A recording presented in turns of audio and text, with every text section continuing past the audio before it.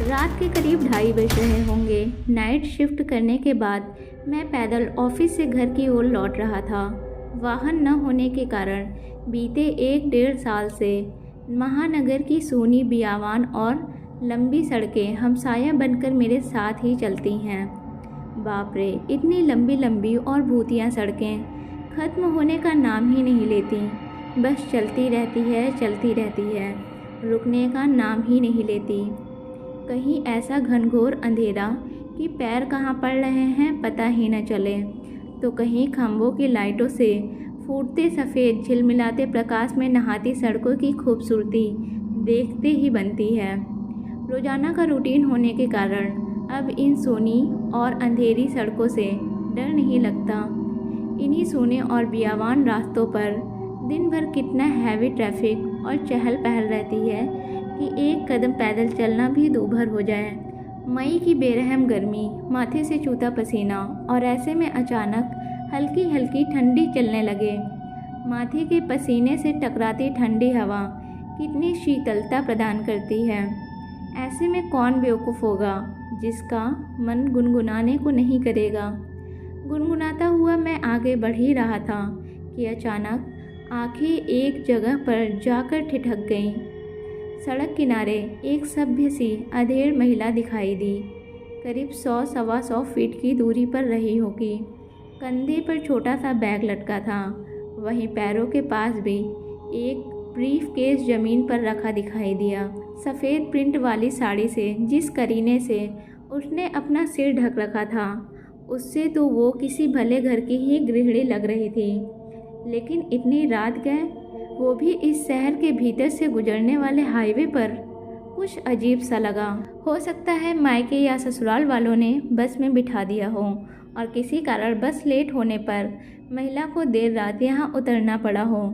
शायद उसका घर यहीं कहीं आसपास ही होगा, या फिर शायद सवारी ऑटो या रिक्शे का इंतज़ार कर रही हो।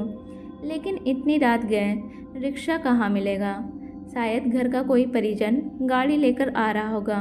शायद सोचते हुए मैं उसके बहुत करीब आ गया। नज़रों से नज़रें टकराई, मगर वो जरा सा भी नहीं झेपी। मेरी आंखों में बराबर देखती रही। भय का नामो निशान तक नहीं। वरना इतनी अंधेरी और सूनी रात में एक अकेली महिला कम से कम मुझ जैसे मवाली सरीखे इंसान को देखकर तो डर ही जाए। लेकिन वो लगातार घूरती रही। चेहरे पर न कोई हाव न कोई भाव। हाँ, होठों पर मुस्कान बराबर जमी रही। मैं ही झेप गया। मुझे ही नज़र हटानी पड़ी, कहीं ऐसी वैसी तो नहीं। फिर एकदम से सिर झटक दिया। होगी कोई, मुझे क्या लेना देना। मैं तेज़ी से कदम बढ़ाता हुआ अनजान महिला को क्रॉस कर गया। अनजाने डर और शर्म के मारे फिर मैंने पलट कर नहीं देखा। न जाने वो क्या सोच बैठे। चलते चलते मैं दूसरी सड़क पर आ पहुंचा। अब वो सड़क और महिला पूरी तरह से ओझल हो चुकी थी। कहीं कोई भूत वूत तो नहीं थी। थोड़ी देर पहले भला लगने वाला रास्ता अब भयभीत लगने लगा था।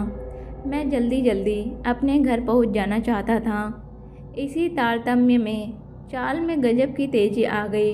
करीब 1 किलोमीटर ही चला था कि अचानक मेरे मुंह से चीख निकल गई। वो महिला करीब 100 गज दूर उसके सामने सड़क किनारे ठीक उसी ढंग से खड़ी दिखाई दी। कंधे पर बैग और ज़मीन पर ब्रीफ केस। यह यहाँ कब आ गई? एक ही तो रास्ता है।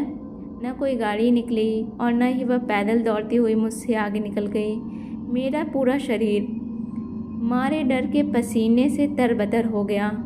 लगा कि आज की रात आखिरी रात है। वो भूतिया औरत कुछ देर में मुझे चबा चबा कर खा जाएगी। मैं बेतहाशा भागा, इतनी तेज कि पता ही नहीं चला कि वो औरत कब पीछे रह गई। भागता रहा और सीधे घर पर ही जाकर रुका। सांसें धौंकनी सी चल रही थी।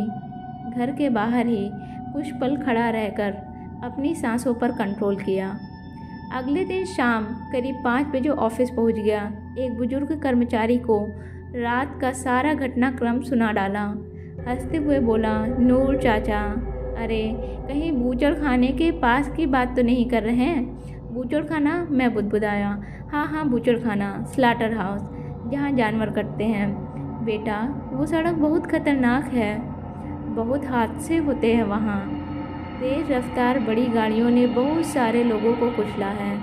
सुना है कि कई साल पहले बस का इंतज़ार कर रही एक औरत को भी एक ट्रक ने रौंद डाला था। तुझे ही नहीं, बहुत सारे लोगों को दिख चुकी है। लेकिन बेटा, भली औरत की रूह लगती है, कभी किसी को नुकसान नहीं पहुंचाती। मैं हैरान था और परेशान भी।